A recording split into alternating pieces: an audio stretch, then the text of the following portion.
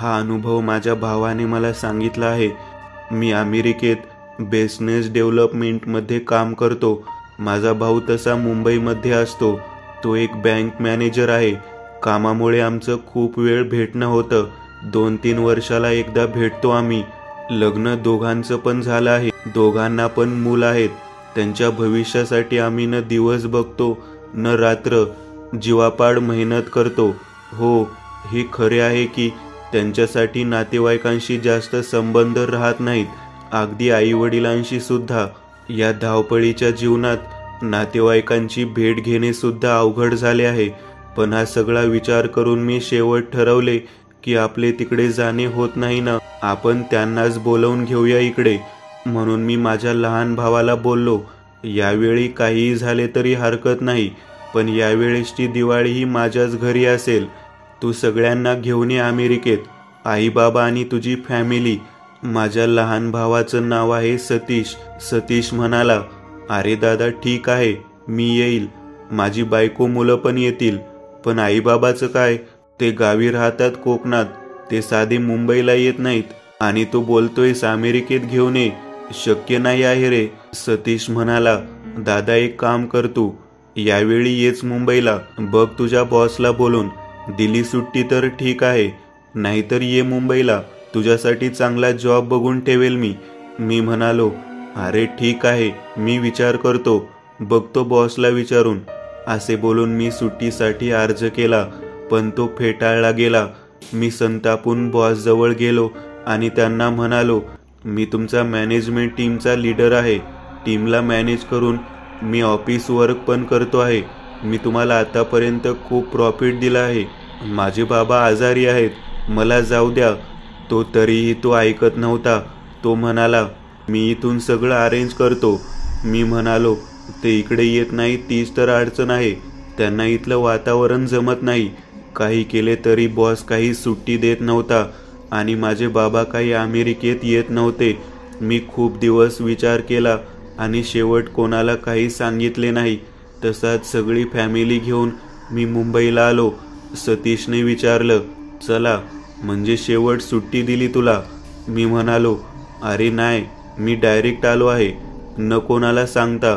अरे तो आमचा बॉस सुट्टीच देत नव्हता, बोलत होता तुझ्याच बाबाला घेऊन ये, मी करतो मदत तुला, काळजी करू नको, पण जाऊ नको। मी नाही ऐकलं, आलो निघून तसाच। सतीश म्हणाला, ठीक केलंस, साल्याला कळत नाही का? आई वडील आहेत ते, लोक नाहीत। त्याच्या आई वडिलांना असं केलं तर चालेल का? विचारायचं ना। जाऊ दे रे, आलो आहे ना मी, आता चल जाऊ गावाला, आई बाबा वाट बघत आहेत आपली। आणि तसंही खोटं बोललो होतो मी त्याला की बाबा आजारी आहेत म्हणून। जाऊ दे, चल जेवण वगैरे करू आणि उद्या सकाळी गावाला निघू। एवढं बोलून झालं आणि त्यांनी जेवण वगैरे करून घेतलं आणि त्या दिवशी मी आणि माझे कुटुंब सतीशच्या घरी थांबलो।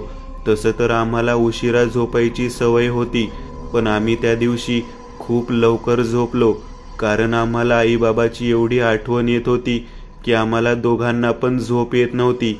आम्ही दोघेही अंगणात आलो, बाकी दोघांचेही कुटुंब झोपले होते। सतीश मला म्हणाला, दादा खरं तेच कारण आहे, त्यामुळे तुला झोप येत नाही आहे। त्याने तसं बोलावं आणि माझ्या डोळ्याला लगेच पाणी यावं। मी रडू लागलो, आम्ही दोघेही रडू लागलो।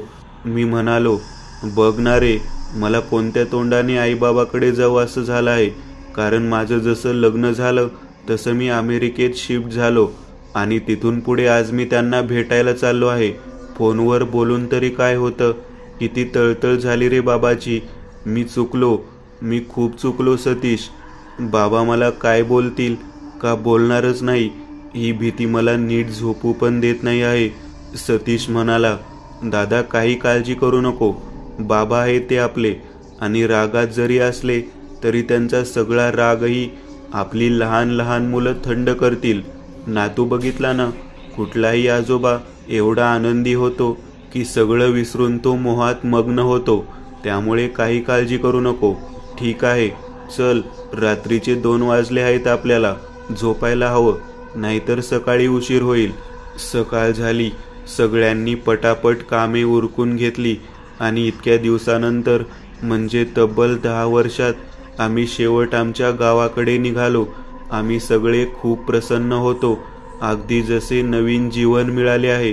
त्या धावपळीच्या जीवनाचा एवढा कंटाळा आला होता की ही 12 तासाचा गावाकडचा प्रवासही खूप छोटा वाटत होता. काय बोलायचं, गावाकडची ओढ अशी लागली, जसजसं गावच्या जवळ जाऊ लागलो तसं मला माझं लहानपण आठवू लागलं. मग ते सगळं असेन आणि बघता बघता कधी आम्ही गावात पोहोचलो. सगळ्यात पहिल्यांदा माझी नजर गावाच्या येशीवर पडली. सारुकवाडीमध्ये तुमचं स्वागत आहे नाव ऐकून मनाला इतकं चांगलं वाटलं की तो आनंद स्पष्ट करण्यायोग्य नसून अनुभवण्यायोग्य होता. एवढ्या दिवसानंतर गावात एक 4 चाकी भारी गाडी आली होती. सगळे आमच्याकडे निरखून बघत होते, पण कोण आहे नेमकंही त्यांना आठवत नव्हते. तितक्यात एक व्यक्ती आला. तो त्या गावचा सरपंच होता. त्याने मला बघितलं आणि थोडा वेळ बघतच राहिला आणि म्हणाला, तू माणिकरावांचा मुलगा आहेस ना? हो, पण तुम्ही कोण आहात? अरे मला ओळखलं नाहीस का? मीच तो त्या विहिरीत अडकलेलो आणि तुझ्या बारक्या भावाने मला बाहेर काढलं, मला वाचवलं. मी म्हणालो, ठीक आहे, मी भेटतो तुला, आधी घरी जातो. ठीक आहे, कोण आहे रे हा? मी नाही ओळखलं त्याला. सतीश म्हणाला, अरे दादा, मला वाटतं ते सगळंच विसरून गेला आहेस. नाही रे, मला आठवतं सगळं, पण मी त्या दिवशी घरी निघून गेलो होतो. अरे हो, तू तर घरी निघून गेला होतास ना? हो ना, म्हणून बोललो ना मी तुला. मी नाही ओळखलं त्याला. सतीश म्हणाला, हो बरोबर आहे. बरं ठीक आहे, घरी जाऊ आधी, नंतर सांगतो मी तुला सगळं. मग आम्ही घरी आलो. मला हिम्मत होत नव्हती घरात जायची. बाबा बाहेर आले. त्यांनी मला बघितलं आणि म्हणाले, खूप उशीर केलास बाळा. मी जरा घाबरून गेलो. बाबा म्हणाले, अरे मुंबईवरून 4 तास लागतात, पण तुम्ही एवढा उशीर कसा काय लागला सांगा बरं. मला वाटलं की इतक्या दिवसानंतर आलो आहे त्यामुळे बाबा असं म्हणाले आणि लगेच आई पण बाहेर आली. मी रडू लागलो. सतीशही रडू लागला. बाबालाही अश्रू अनावर झाले. नंतर बाबा म्हणाले, माझे नातवंड कुठे आहेत? मला त्यांना बघायचे आहे. आणि बाबांनी माझ्या आणि सतीशच्या मुलांना जवळ घेतले. आम्हा सगळ्यांना म्हणाले, तुम्ही घरात जा, आंघोळ वगैरे करून घ्या, तोपर्यंत माझ्या लेकरांना जरा फिरवून आणतो. आणि ते माझ्या आणि सतीशच्या मुलांना गावात फिरवायला घेऊन गेले. आम्ही सगळ्यांनी गृहप्रवेश केला आणि सगळ्यांनी आंघोळ वगैरे करून घेतली आणि बाबाची वाट बघत बसलो. कारण आमच्या घरात नियम होता की कुटुंब प्रमुख आल्याशिवाय जेवण करत नाही. थोड्याच वेळात बाबा आले आणि आम्ही सगळे जेवण करायला लागलो. जेवण करून झाले आणि आम्ही दोघे भाऊ आईशी गप्पा मारू लागलो. आईने सतीशशी विचारलं, काय रे, मला गावातल्या बाया म्हणत होत्या तुम्ही येताना तुझा मित्र तुला भेटला होता म्हणे. मी म्हणालो, हो भेटला होता. त्या दिवशीबद्दल मला परत धन्यवाद देत होता. मी आईला म्हणालो, आई तो सरांचा वाडा अजून आहे का ग? आई म्हणाली, गप रे, कशाला कोणाचे पण नाव काढतो, आणि जाऊ दे. नको. मी म्हणालो, ठीक आहे, जाऊ दे, नाही काढत. आणि आम्ही झोपी गेलो. दुपारची झोप झाल्यावर संध्याकाळी मी सतीशला म्हणालो, काय रे, नेमका कशाबद्दल सांगत होती आई? हा तोच माणूस होता ना जो आपल्याला सकाळी भेटला होता? काय झालं होतं रे नेमकं त्या दिवशी, सांग बरं मला. त्यानेही हुंकार भरला आणि तो सांगू लागला, अरे दादा, ही गोष्ट तेव्हाची आहे ज्यावेळी आपण लहान होतो. खूप आपल्याला काही कळत नव्हते. त्या दिवशी आपण नेहमीप्रमाणे सरांच्या वाड्यात खेळत असायचो. अरे हो, देशपांडे सरांचा वाडा ना? हो, तोच वाडा. मग मला जरा आठवू लागले. तो वाडाही मला पूर्णपणे आठवू लागला. आमच्या गावात एक सर होते. ते रिटायर झाले होते, पण शिकवणीचा छंद काही जात नव्हता, म्हणून ते आम्हा सर्वांची ट्युशन घेत असत. त्यांच्या घरी त्यांचं घर म्हणजे एक मोठा चिरेबंदी वाडा होता. खूप सारे रूम, ते जुने दगडाचे बांधकाम आणि एक मोठं अंगण आणि एक विहीर. मग सतीश सांगू लागला, आठवलं असेल सगळं? मी म्हणालो, हो, पण त्या दिवशी मी नव्हतो तिकडे. त्या दिवशी नेमकं काय झाले मला जाणून घ्यायचे आहे. आणि सतीश पुढे सांगू लागला, मला चांगलं आठवतं त्या दिवशी शाळा लवकर सुटली, कारण आपल्या शाळेची एक भिंत पडली होती. आपण सगळे मस्त मजा मस्ती करत घरी येत होतो. तेवढ्यात देशपांडे सर आपल्याला वाटेत भेटले होते आणि आपल्याला म्हणाले, आज शाळा नाही का? जेव्हा त्यांना कळले की आज शाळेला सुट्टी आहे तर ते म्हणाले, मग ठीक आहे, मग आज आपण जरा जास्त वेळ तास घेऊ, या लवकर वाड्यावर, ठीक आहे? आजी ते निघून गेले. मी सतीशला म्हणालो, अरे आपण नेमके किती जण होतो रे त्या दिवशी? सतीश म्हणाला, अरे आपण एकूण 4 जण होतो. एक मी आणि तू, नंतर तो खालच्या वाडीतला सचिन आणि आपल्याला आज सकाळी भेटलेला रघु, हे एवढे जण होतो. अरे हो, सचिन ना, आता तो कुठे आहे रे? सतीश म्हणाला, तो पुण्याला आहे. असं आहे का? ठीक आहे मग. मी म्हणालो, ठीक आहे. बरं पुढे काय झालं होतं रे? सतीश परत सांगू लागला, नंतर आपण सगळे पहिला आपल्या आपल्या घरी आलो होतो. आपण सगळ्यांनी जेवण वगैरे करून घेतले आणि गावच्या पारावर भेटलो आणि खूप कंटाळा आला होता.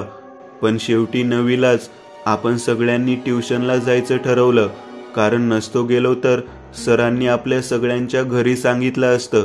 त्यामुळे आपण ट्युशनला गेलो. सरांच्या वाड्यात गेल्यानंतर बघितलं तर सर वाड्यात नव्हते. तेवढ्यात त्यांचा नोकर आला आणि आपल्याला म्हणाला, सर जिल्ह्याला गेले आहेत, थोडा वेळ आहे त्यांना घरी यायला, तोपर्यंत तुम्हाला घरी थांबायला सांगितले आहे. हे ऐकून आपण एवढे खुश झालो होतो की बघायचं काम नाही. तेवढ्यात आपला विषय निघाला की चला अंगणात आपण बॅट बॉल खेळू. पण आपण बॅट आणली नव्हती आणि तू बॅट आणायला गेला होतास. मग काय, नुसती मस्ती. सरांचं सगळं घर आम्ही फिरलो. एका रूमजवळ गेलो. ती रूम बंद होती आणि विशेष म्हणजे त्या रूम एक सील लावले होते. एक टाळा होता, त्याला लाल कपडा गुंडाळून त्याला एक गाठ मारली होती.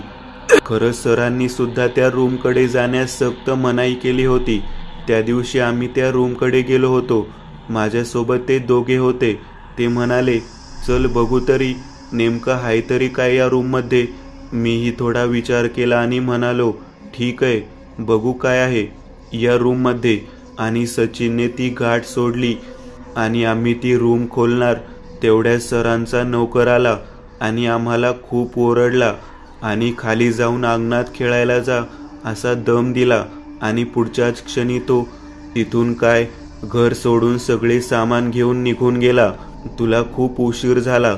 वाट बघून बघून आम्ही सगळे लपंडाव खेळू लागलो. मजा येत होती खूप. आम्ही इतके रमून गेलो होतो. लपण्यासाठी आम्ही घरचा एक पण कोपरा सोडला नाही. नंतर लपण्यासाठी जागा मिळत नव्हती. काय करावे, कुठे लपावे कळत नव्हते. तेवढ्यात राज्य माझ्यावर आले. मला कोण कुठे लपेल हे माहीत होते, कारण घरात तेवढेच काही ठिकाण होते आणि सगळे लपून बसले. सचिनला पकडले, पण रघु राहिला होता. मी त्याला खूप वेळ शोधले, पण तो काही गवसत नव्हता. खूप वेळ झाला, तो काही सापडत नव्हता. तेवढ्यात मला एक किंचाळी ऐकू आली, सतीश वाचव मला. सतीश कुठे आहेस? घेऊन जाईल मला तो, वाचव मला.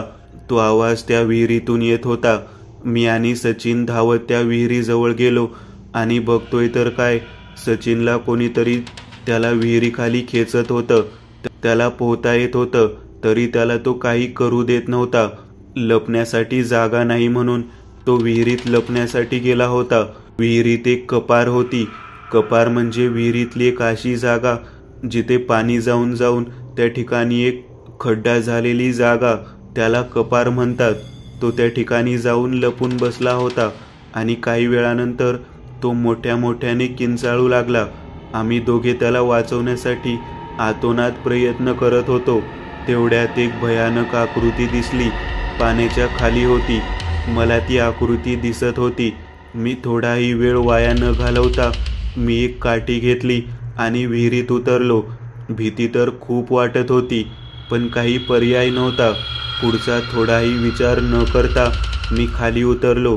तो त्याला खाली खेचत होता. मला त्या दानवाचा एक हात दिसत होता. त्याला हाताने तो रघुला खाली खेचत होता. पोहता येत असल्याने रघु खूप झटपटत होता. मी काही विचार न करता त्या दानवाच्या हातावर काठी मारू लागलो. 1-2 वेळा मारल्यावर शेवट त्याने रघुला सोडले. मी लगेच रघुला विहिरीच्या बाहेर काढले आणि माझी एक नजर विहिरीत गेली तर त्या दानवाची शेपटी दिसली. तो खाली फेऱ्या मारत होता. मी इतका घाबरलो होतो. मी बाकीच्यांना म्हणालो, इथून चला पटकन, थांबू नका. तो कोण होता, कुठून आला होता हे मला काहीही माहीत करून घ्यायचे नव्हते. जितके लवकर होईल तितके आम्ही घरी निघून आलो. आणि तो दिवस आहे आणि आजचा दिवस आहे. मी कधीही त्या वाड्याकडे गेलो नाही. मी म्हणालो म्हणून त्यानं मला बघितलं की लगेच आला भेटायला मला. मला काही कळत नव्हतं काय बोलतोय तो आणि नेमकं कशाबद्दल बोलत होता. मला तेच जाणून घ्यायचं होतं. तेवढ्यात बाबा आले आणि म्हणाले, जेवण केले नाही का तुम्ही? आम्ही म्हणालो, नाही अजून. तुम्ही एकटे कसे काय आलात? ते म्हणाले, अरे पोर येत आहेत ते बघ आले. झालं असं होतं की बाबा चालत चालत पुढे आले होते आणि खूप दिवसानंतर गावात लहान मुले आली होती. आता साहजिकच आहे, शहरातली लहान निरागस मुलं गावात आल्यावर गावातली सुंदरता, खूप श्वास या सगळ्यात त्यांचं मन रमून जाणारच ना. त्यामुळे ते ना जेवण बघत असत न काही, कारण त्या गावातल्या हिरवळीने त्यांना तशी भुरळ घातली होती. आम्ही त्या मुलांना बोलून घेतले, जेवण करून घ्या असा दम दिला. तशी सगळी मुलं घरी आले आणि त्यांनी जेवण वगैरे करून घेतले आणि आम्ही झोपी गेलो. दुसरा दिवस उजाडला. आम्ही आंघोळ वगैरे करून घेतली व सकाळी फिरायला गेलो. सगळी लहान मुलं अजून झोपेतच होती, कारण एकतर ती शहरातली, वरून खेळून खेळून थकलेले ते गाढ झोपी गेले होते आणि सगळे मोठी मंडळी बाहेर टेकडीवर गेलो होतो. फिरणं वगैरे झालं आणि आम्ही सगळे घरी आलो. आणि घरी आलो तर बघतोय काय, एकही लहान मूल नाही. सतीशने काळजीने नोकरास विचारले, कुठे गेली सगळी मुलं? नोकर म्हणाला, काही नाही मालक, खेळायला गेले आहेत मागच्या अंगणात. तेव्हा जरा धीराचा श्वास सतीशने सोडला. नाश्ता वगैरे करून झालं आणि मुलं मागे अंगणात खेळत आहेत का नाही हे बघण्यासाठी सतीश अंगणात गेला आणि बघतो तर काय, एकही मूल अंगणात नव्हतं. आणि सतीश घाबरला आणि घरात येऊन त्याने नोकराला म्हणाला, मूल तर अंगणात नाहीत, कुठे गेली? तू कुठे गेला होतास? तुला लक्ष द्यायला सांगितले होते ना? नोकर म्हणाला, नाही मालक, मी तर त्यांना इथेच खेळताना बघितलं होतं आणि मी फक्त जेवणासाठी थोडं घरात आलो. तेवढ्यात पोरं गायब झाली आणि त्याच वेळेत तुम्ही तिथं गेलात. असं झालं होतं. सतीश म्हणाला, बरं ठीक आहे, पण गेले कुठे आता ते? जा बघून ये त्यांना. तसा नोकर मुलांना घ्यायला गावात गेला. खूप वेळ झालं, मुलं पण गायब आणि नोकर पण अजून आला नाही. सतीश राहवलं नाही म्हणून तो मला घेऊन गावात निघाला. तेवढ्यात नोकर समोरून आला आणि म्हणाला, मालक मालक. मी म्हणालो, अरे काय झालं, तू एवढा का धापा टाकत आलायस? आणि मुलं कुठे आहेत? आम्ही त्याचसाठी आलो आहोत, त्यांनाच बघायला. कुठे आहेत ते? मालक सगळी पोरं खेळत खेळत देशपांडेंच्या वाड्यात गेले आहेत. हे ऐकून सतीशचा रंग पांढरा झाला. आता काय होईल या भीतीने त्याचे हातपाय थरथर कापू लागले. काय करावे आणि काय नाही हे त्याला कळत नव्हते. तेवढ्या सतीशला देशपांडे सरांचा नोकर आठवला आणि तो त्या दिवशी पळूनही गेला होता. त्याला नक्की माहीत असेल नेमकं काय रहस्य आहे त्या रूम आणि त्या विहिरीत दानवाचा. थोडाही उशीर न करता आम्ही दोघेही भाऊ त्या नोकराच्या गावाला गेलो. हो ना, त्या वाड्यात न जाता, कारण माहीत होतं की आम्ही असेच गेलो तर कोणीच वाचू शकणार नाही. म्हणून आम्ही त्याच्या गावाला गेलो. त्याच्या गावात आलो. घरी आलो तर घर आतून बंद होते. तो घरात झोपला होता. मी दार ठोठावले आणि त्याने दार उघडले आणि म्हणाला, कोण आपण? कोण हवंय तुम्हाला? सतीश म्हणाला, देशपांडे सरांच्या वाड्यावर तुम्हीच काम करत होता ना? एवढं ऐकून तो म्हणाला, निघा इथून आणि पुन्हा येऊ नका इथे. एवढं ऐकून मी म्हणालो, चल सतीश, बघू दुसरं कोणतरी असेल. हा तो नाही असे मला वाटते. नाही दादा, हा तोच आहे, हा चेहरा मी नाही विसरू शकत. सतीश त्या नोकरास म्हणाला, त्या दिवशी माझ्या मित्राने त्या रूमला लागलेलं ते बंधन तोडलं होतं. नेमकं काय होतं त्या रूममध्ये हे ऐकून तो नोकर म्हणाला, सतीश आहेस ना तू? मी म्हणालो, हो मी सतीश आहे. अरे माझ्या लेकरा, किती दिवसांनी बघितलं तुला. आणि रघुही मला एकदाच भेटला होता. सचिन कुठे आहे मला माहीत नाही. किती मोठा झाला आहेस र बाबा. तू लग्न केलं का नाही? हो केलं आहे. आणि माझे आणि माझ्या भावाचे पोर सरांच्या वाड्यात अडकले आहेत आणि चुकून त्या रूमचं बांधलेलं बंधन पुन्हा ते मुक्त करतील अशी मला भीती आहे. तुझी मदत हवी आहे. तू मला त्याचा पूर्ण इतिहास सांग. एवढं ऐकून त्या नोकराने सांगण्यास सुरुवात केली, याचा संबंध देशपांडे सरांशी आहे. मी त्या घराण्याची खूप वर्ष झाली सेवा करत आलो आहे. नुकताच मी नाही तर माझे बाबाही देशपांडेंच्या घराण्याची सेवा करत आलो आहोत, तेही पूर्ण इमानदारीने. हे रहस्य माझ्या बाबांनी मला सांगितलं होतं. खरं तो दानव देशपांडे सरांचा भाऊ आहे, पण तो असा का आहे, एवढा आदामखोर कसा आहे, याचं उत्तर मी माझ्या बाबांनी मला सांगितले होतं. खूप वर्ष झाली या गोष्टीला. मी बाबांना असंच एकदा विचारलं होतं की बाबा, आपण हे काम सोडू शकत नाही का? आपण किती वेळ असे दुसऱ्याचं गुलाम बनून राहायचं? तेव्हा बाबा मला म्हणाले, बघ बाळा, ही कोणाची गुलामी नाही, तर हे वचन आहे तुझ्या देशपांडे मास्तरांचं आईला दिलेलं. तू फक्त एवढं लक्षात ठेव, जेव्हा पण त्या रूमचं बंधन तुटेल तू इथून निघून जायचं, बाकी कुठलाही विचार न करता. का? तर बाबा म्हणाले, याचा संबंध देशपांडे सरांच्या बापाशी आहे. मोठं घराणं, अफाट पैसे आणि खूप सारी जमीन. या गोष्टी जर माणसाच्या आयुष्यात आलं तर तो आपोआप अहंकारी बनून जातो आणि अशी एक चूक करून बसतो ज्याचे पडसाद त्याच्यावर आणि त्याच्या येणाऱ्या पिढीवर पडतो. देशपांडे सराचे बाबांनी केलं त्याचे परिणाम खूप वाईट होणार आहेत. हा प्रकार तेव्हापासून सुरू आहे जेव्हा मोठे देशपांडे गावातले सगळ्यात धनवान सावकार होते आणि त्यांना त्यांची वासना खूप प्रिय होती. लग्न झालेला असून सुद्धा त्याचे बाहेर खूप संबंध होते. असेच एक दिवस तो शिकारीला बाहेर गेला. जंगलात शिकारीला गेला असताना त्याला त्या दानवाची आई मिळाली.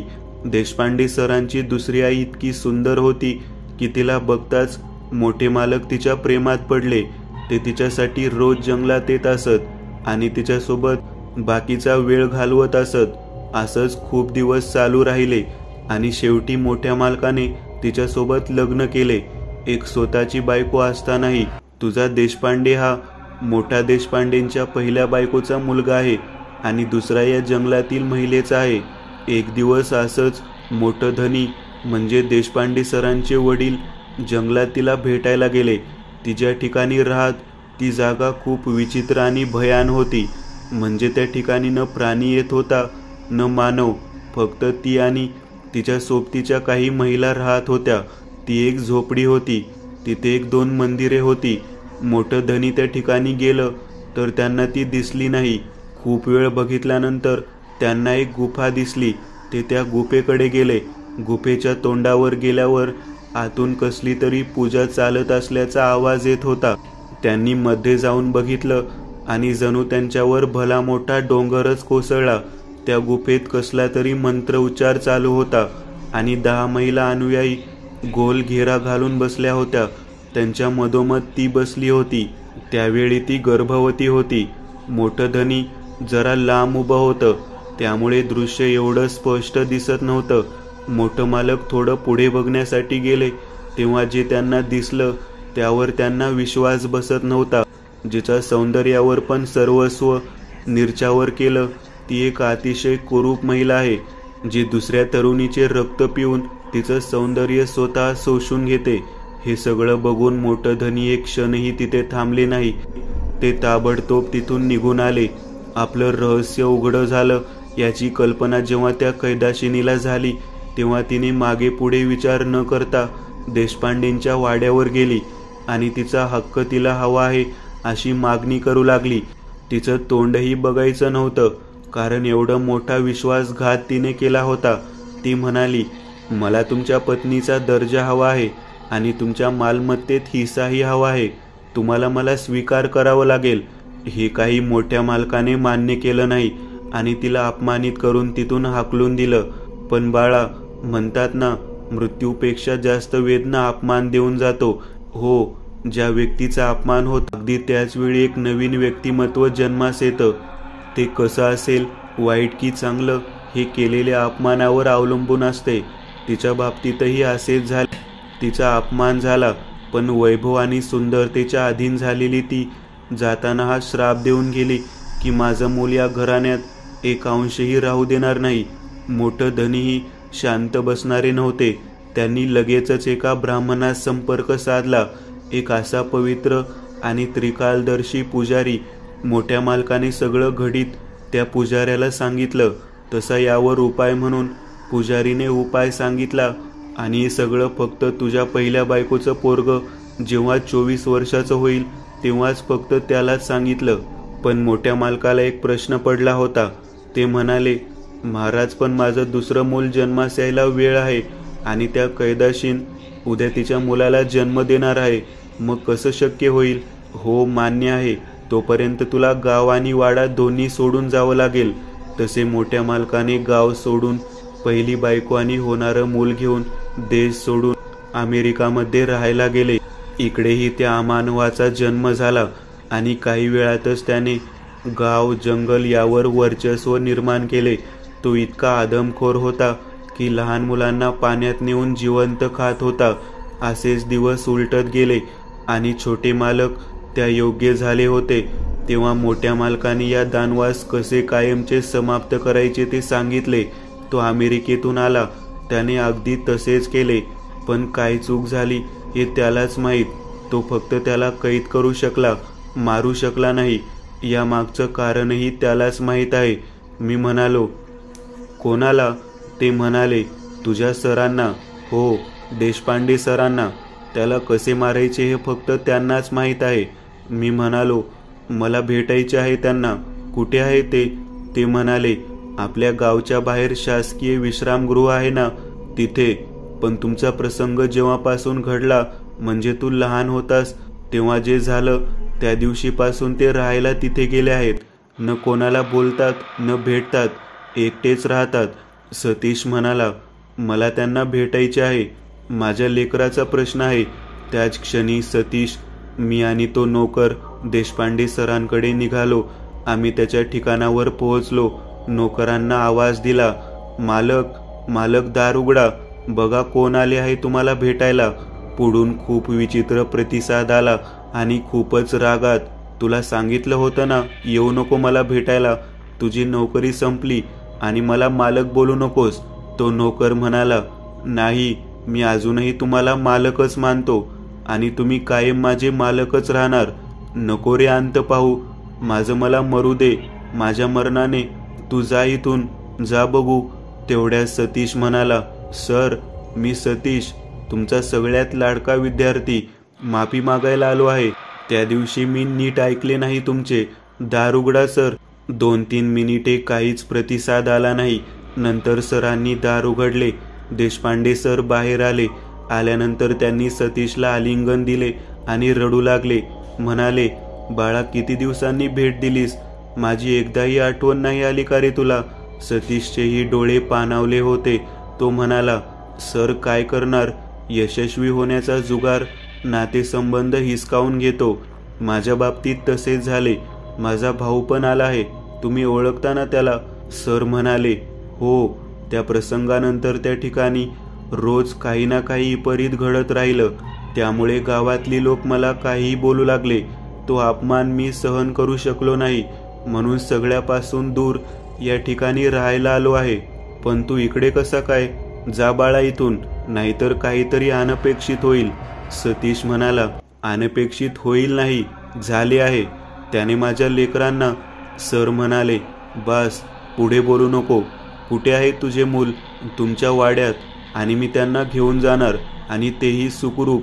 तो उपाय तुम्ही मला सांगा. मी यावेळीच त्याला नाही सोडणार. माझ्या हातात बळ असते पूर्वीसारखे तर मी त्याला पुन्हा जिवंत राहू दिले नसते. पण ठीक आहे. आणि ते तो उपाय सांगू लागले.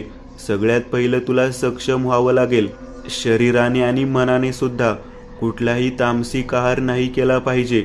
खंडोबाचा भंडारा अंगाला लाव आणि गावच्या बाहेर एक वेताळ बाबाचं मंदिर आहे, तिथेच मी माझ्या बाबांनी दिलेली 30 बंदूक, जिने मी त्याला घायाळ केलं पण मारू नाही शकलो, ती बंदूक घेऊन ये.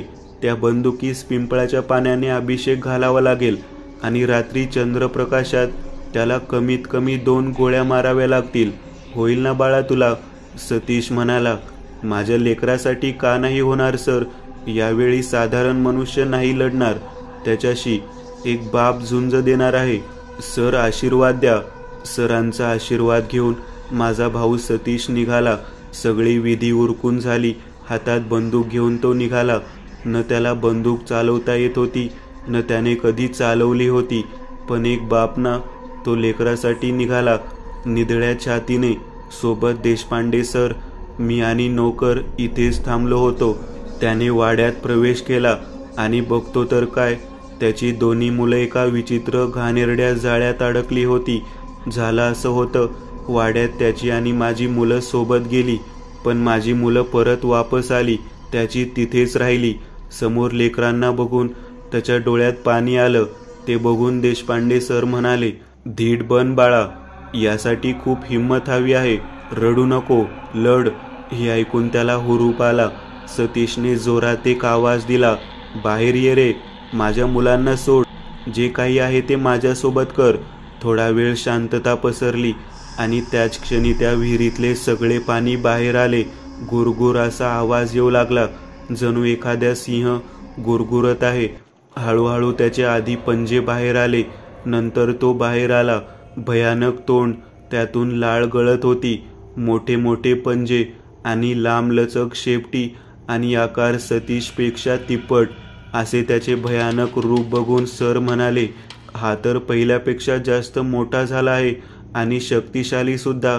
तेवढ्यात तो भयानक आवाज काढत बोलू लागला, वाटलं नव्हतं तू परत येशील, मी तुला आणलंच शेवटी. आणि हसू लागला. बघ बघ स्वतःकडे, बघ स्वतःकडे एकदा. दुबळा आणि हातबल आहेस आणि मला मारण्यासाठी एक विद्यार्थी आणलास. सतीश म्हणाला, त्यांच्याशी काय बोलतोयस, माझ्यासोबत बोल आणि नीट आठव एकदा, तो मीच होतो ज्याने तुझी ही शेपटी तोडली होती. तू म्हणाला, असं काय, तो तू होतास, मग तूही नाही वाचणार. मला तुला नव्हते मारायचे, पण कारण तू मला सुटका दिलीस त्या बंधनातून, पण नाही, तुलाही याच्याप्रमाणे मरावं लागेल. सतीशचे मूल किंचाळू लागली. बाबा बाबा करून ओरडू लागली. सतीश म्हणाला, घाबरू नका बाळांनो, मी आलो आहे ना, काही नाही होणार. हा, मी आहे ना, सगळं ठीक. पण तरीही ती मुलं किंचाळत होती. ती इतकी घाबरली होती. एवढं बघून त्या राक्षसाने एक जोरात किंचाळी भरली की ती ऐकून सतीशची मुलं बेशुद्ध झाली. हे बघून सतीशचा संताप अनावर झाला. त्याने बंदुकीची एक गोळी त्याच्यावर झाडली. त्याच क्षणी झेप घेऊन ती गोळी चुकवली आणि दुसऱ्या क्षणी त्याने आपले पंजे सतीशला मारणार तितक्यात देशपांडे सर त्याला आडवे आले आणि तो वार त्यांनी स्वतःवर घेतले आणि जागीच मरण पावले. सतीशने आणखी एक गोळी त्याच्यावर झाडली, तीही त्याने चुकवली आणि एका झाडावर चढून बसला आणि गुरगुर असा आवाज काढू लागला. सतीशही शांत झाला. त्याचे पूर्ण लक्ष त्या दानवाकडे होतं. तोही सतीशकडे एकटक बघत होता. सतीश त्याला म्हणाला, अरे वर काय चढला आहेस, हिम्मत नाहीये का, ये ना. हे ऐकून तो इतका चिडला की त्याने एक जोरात किंचाळी भरली आणि सतीशकडे झेप घेतली. तितक्या सतीशने देवाचे नाव घेतले आणि स्वतः पुढे होऊन ती झेप स्वतःवर घेतली. त्याचे दोन्ही पंजे सतीशच्या दोन्ही खांद्यात घुसले होते. तो त्याचा जबडा खोलणार तितक्या सतीशने बंदुकीचे एक सोबत 2 बार त्याच्या मुंडक्यावर झाडले आणि त्याच क्षणी त्याचे चिंदके उडाले. हा संग्राम अखेर संपला. सतीशही रक्तबंबाळ झाला होता. त्याने तसेच मुलांना त्या जाळ्यातून सोडवले आणि जोरात त्यांना कवटाळून रडू लागला.